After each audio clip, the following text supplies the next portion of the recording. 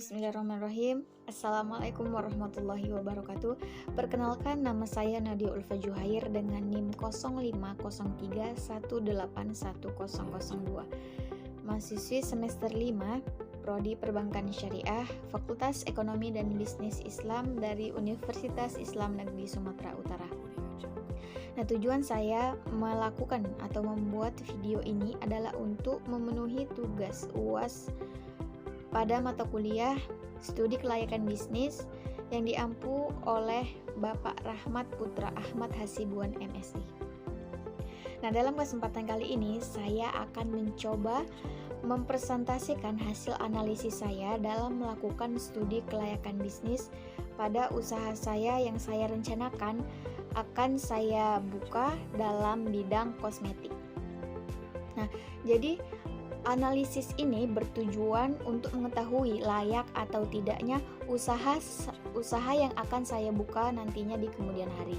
Nah, langsung saja kita ke latar belakang kenapa saya merencanakan membuka usaha ini. Nah, jadi kosmetik ini merupakan unsur yang sangat penting dalam dunia kecantikan.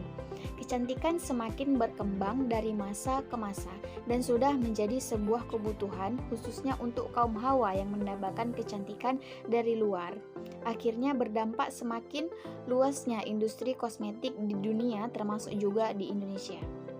Nah, di Indonesia ini tidak terlepas dari gaya hidup modern saat ini. Hal ini terbukti dari tingginya produksi kosmetik di Indonesia, di mana dari tahun ke tahun penjualannya semakin meningkat dan meningkat, baik kosmetik produksi dalam negeri maupun kosmetik impor.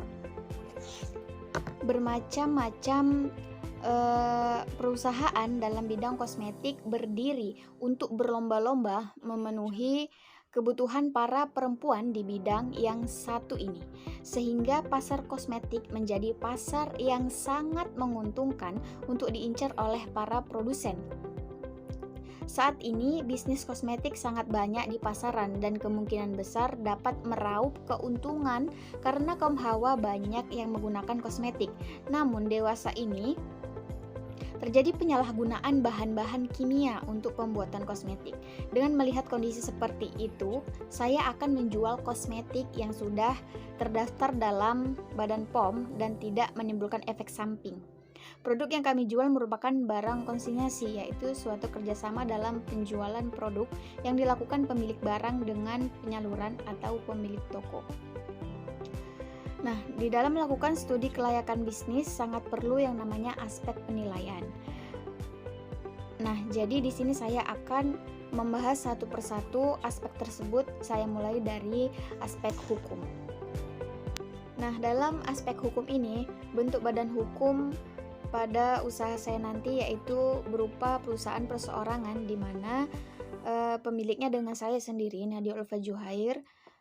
Kemudian nama usaha yang saya beri yaitu Nat Kosmetik. Nah, jadi kenapa saya memberi nama usaha saya ini Nat Kosmetik? Yang pertama yaitu kata nah. Nah itu adalah nama saya sendiri yaitu Nadia. Kemudian atnya itu adalah Atiap yang diambil dari bahasa Arab yang berarti harum atau wangi. Nah, jadi maksudnya yaitu usaha ini diharapkan mengharumkan nama saya dengan kesuksesan saya nantinya dengan membuka usaha kosmetik ini yang didirikan pada alamat Jalan Jenderal Ahmad Yani nomor 19 Eknabara dengan telepon 062411174308 dan email natkosmetik@gmail.com. Nah, pada legalitas usaha, ada beberapa dokumen yang saya punya agar nantinya tidak ada atau tidak terjadi kendala apapun pada usaha saya nantinya, yaitu ada dokumen atau surat SIUP, yaitu surat izin usaha perusahaan, kemudian TDP, tanda daftar perusahaan, kemudian SKDP, surat keterangan domisili perusahaan, kemudian NPWP atau nomor pokok wajib pajak. Kemudian pada aspek manajemen. Nah, aspek manajemen di sini yaitu ada 4 unsur. Yang pertama yaitu perencanaan. Nah, untuk perencanaan sudut pandang manajemen pada usaha saya ini, maka usaha saya ini perlu menyiapkan produk dan alat-alat untuk melengkapi toko saya nantinya. Kemudian pengorganisasian. Nah, di sini pemilik dengan saya sendiri, kemudian 2 orang di bidang pemasaran, kemudian 2 orang di bidang operasional dan administrasi, dan 5 orang karyawan. Kemudian pengarahan. Nah, pemilik usaha berusaha menggunakan kekuasaan secara positif, terutama dalam mengambil keputusan sehingga dapat memberikan arahan dan motivasi kepada karyawan untuk selalu memberikan pelayanan yang memuaskan pelanggan dan seluruh karyawan untuk melakukan tugas-tugas yang diberikan sesuai dengan perannya. Dan pengarahan ini diharapkan terjalin koordinasi yang baik antara pemilik usaha dengan karyawannya. Dan yang keempat yaitu pengendalian. Nah, pengendalian yang dilakukan untuk memastikan apakah aktivitas yang telah dilaksanakan sesuai atau tidak dengan apa yang telah direncanakan dan menerapkan sistem pengendalian yang efektif dan akurat. Kemudian aspek yang ketiga yaitu aspek ekonomi dan sosial. Nah, jadi faktor yang berpengaruh dari usaha saya dalam aspek ekonomi yaitu yang pertama memberikan kesempatan kerja bagi masyarakat, yang kedua menggunakan sumber daya lokal, yang ketiga menghasilkan dan menghemat devisa, yang keempat menimbulkan industri lain, yang kelima turut menyediakan kebutuhan konsumen dalam negeri sesuai dengan kemampuan, dan yang keenam menambah pendapatan nasional pastinya. Kemudian faktor yang berpengaruh dari usaha saya dalam aspek sosial yaitu yang pertama, perusahaan sebagai lembaga sosial. Yang kedua, perubahan kondisi sosial yang kompleks. Yang ketiga, perubahan dalam masyarakat yang pluralistik. Nah, faktor ini berkaitan dengan faktor-faktor yang ada di atas. Hendaknya bisnis memiliki manfaat-manfaat sosial yang hendaknya diterima oleh masyarakat, seperti yang pertama membuka lapangan kerja baru, yang kedua melaksanakan alih teknologi, yang ketiga meningkatkan mutu hidup, dan yang keempat pengaruh positif. Yang keempat yaitu aspek pasar dan pemasaran. Nah, jadi aspek pasar ini bertujuan untuk mengetahui berapa besar luas pasar dan pertumbuhan permintaan dari produk. Kemudian aspek pemasaran. Nah, di sini segmentasi pasar mempunyai aspek-aspek yang penting, yaitu yang pertama geografis, yang kedua demografis, yang ketiga menetapkan pasar sasaran. Nah, target kosmetik ini pada umumnya adalah kaum wanita yang mencari kebutuhan perawatan kecantikan. Kemudian menentukan posisi pasar. Nah, jadi, usaha saya ini menempatkan atau mempromosikan pasar dan memfokuskan bahwa Nat Kosmetik ini sudah terdaftar di Badan POM dan sudah bersertifikat halal. Kemudian bauran pemasaran. Nah, di sini ada 7 unsur, yaitu yang pertama ada produk. Nah, produk yang kami jual adalah perawatan wajah seperti krim siang dan malam, kemudian facial wash, serum, essence, masker, dan lain-lain. Juga perawatan kulit dan rambut seperti hand and body dan sejenisnya, dan vitamin-vitamin rambut. Kemudian mutu dan kualitas produk yang kami jual ini dijamin original karena dari brand-brand terkenal baik dari dalam negeri yang dijamin kehalalannya dan terdaftar di Badan POM. Kemudian yang kedua, price atau harga. Nah, harga produk pada Nat Kosmetik ini berkisar dari Rp20.000 sampai dengan Rp100.000 ke atas. Kemudian yang tiga, place atau tempat.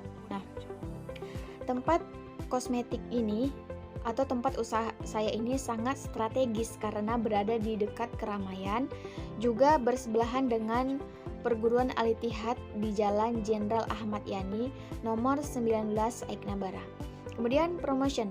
Nah, promosi usaha kami ini mempromosikan dengan media sosial seperti Instagram, Facebook, WA, dan website resmi Nat Kosmetik, dan juga membuat brosur dan membagikannya ke masyarakat luas, dan juga membuat katalog mengenai kosmetik toko kami agar nantinya pelanggan dengan mudah memilih produk apa yang mereka cari. Kemudian people atau orang. Nah, pemilik usaha mencari karyawan khususnya wanita yang berumur 19 sampai dengan 25 tahun yang mempunyai pengetahuan yang baik yang diharapkan menjadi kompetensi dasar dalam internal perusahaan dan pencitraan yang baik, dan juga mampu memberikan sapaan kepada setiap pelanggan. Contohnya, ketika pelanggan datang di pagi hari bisa disapa dengan "Selamat pagi, Bu," atau "Mau cari apa, Bu?" dan yang lain-lain. Kemudian proses. Nah, pada usaha saya ini, Nat Kosmetik melakukan perusahaan produksi mulai dari pembuatan hingga pemasaran dan sampai ke tangan konsumen. Kemudian terakhir, physical evidence atau bukti fisik. Nah, bukti fisik pada toko kami ini yaitu diharapkan membuat pelanggan nyaman karena memiliki interior yang indah. Perlengkapan bangunan seperti lighting system dengan fasilitas seperti toilet, wastafel, musola, ruang tester, dan tempat parkir yang luas. Dan demi keamanan toko, kami juga memiliki CCTV. Kemudian yang kelima, ada aspek teknis atau operasi. Nah, dalam aspek teknis atau operasi ini ada beberapa unsur. Yang pertama yaitu perencanaan pengembangan, kemudian yang kedua evaluasi lokasi, yang ketiga sarana dan prasarana. Nah, yang terdapat dalam toko ini yaitu ada meja, ada kursi, ada cermin meja, kipas angin, etalase, dan rak display. Kemudian tenaga ahli terdiri dari 10 orang. Kemudian bangunan dan fasilitas. Nah, untuk bangunannya berukuran 10 meter x 10 meter dengan bangunan 2 lantai yang digunakan sebagai tempat penyimpanan barang. Kemudian jadwal pelaksanaannya akan didirikan pada tanggal 4 Maret 2021 dan kegiatan operasionalnya akan mulai launching dan diperkenalkan ke masyarakat luas pada tanggal 10 November 2021 dengan waktu operasional usaha ini dibuka dari pukul 8 pagi sampai dengan pukul 10 malam. Kemudian unsur kemudian yaitu biaya teknis, kemudian rencana pengoperasian usaha. Nah, rencana pengoperasian usaha ini terdiri dari operasi usaha, kebutuhan bahan operasi. Nah, itu semua sudah kami atur dan dipersiapkan dengan sebaik-baiknya. Kemudian yang keenam ada aspek keuangan. Nah, jadi modal yang saya punya itu dari modal saya sendiri sebesar 20 juta rupiah. Kemudian saya meminjam pada Bank BNI sebesar 50 juta rupiah. Nah, jadi biaya-biaya pada toko kami ini kami rencanakan pada biaya peralatan kami membeli etalase 2 unit sebesar 4.500.000 rupiah, kemudian rak display 1 juta rupiah, kemudian kursi 1 juta rupiah, cermin meja 500.000 rupiah.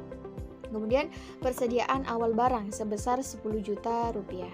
Kemudian pada biaya lainnya yaitu listrik sebesar 250.000 rupiah, harga pokok barang 2.500.000 rupiah, kemudian telepon 250.000 rupiah. Nah, jadi total produksi pada toko kami yaitu sebesar 20 juta rupiah. Untuk rinciannya teman-teman semua bisa melihat pada slide berikut ini. Oke, kemudian yang ketujuh ataupun yang terakhir yaitu aspek AMDAL. Nah, pada usaha atau toko kami ini yaitu untuk lingkungan industri bahwa ada ancaman maksudnya pendatang baru, kemudian ancaman dari produk pengganti, kemudian kekuatan tawar menawar pembeli, kemudian kekuatan tawar menawar pemasok dan pengaruh kekuatan stakeholder lainnya. Kemudian pada aspek lingkungan hidup. Nah, usaha kami ini tidak memiliki dampak negatif terhadap lingkungan sekitar karena tidak ada polusi udara yang ditimbulkan atau polusi suara seperti kebisingan ataupun limbah karena produknya berasal dari barang konsinyasi atau hubungan kerjasama, bukan membuat produk sendiri. Nah, jadi itulah persentase saya mengenai hasil analisis aspek dalam melakukan studi kelayakan bisnis pada usaha saya yang saya beri nama Nat Kosmetik ini. Nah, jadi tujuan menganalisis aspek dalam studi kelayakan bisnis ini adalah untuk mengetahui layak atau tidaknya usaha saya nanti yang akan saya bangun. Atas perhatian teman-teman semua dan atas waktu yang sudah teman-teman sempatkan untuk menonton video saya ini, saya ucapkan terima kasih dan saya sudahi. Wassalamualaikum warahmatullahi wabarakatuh.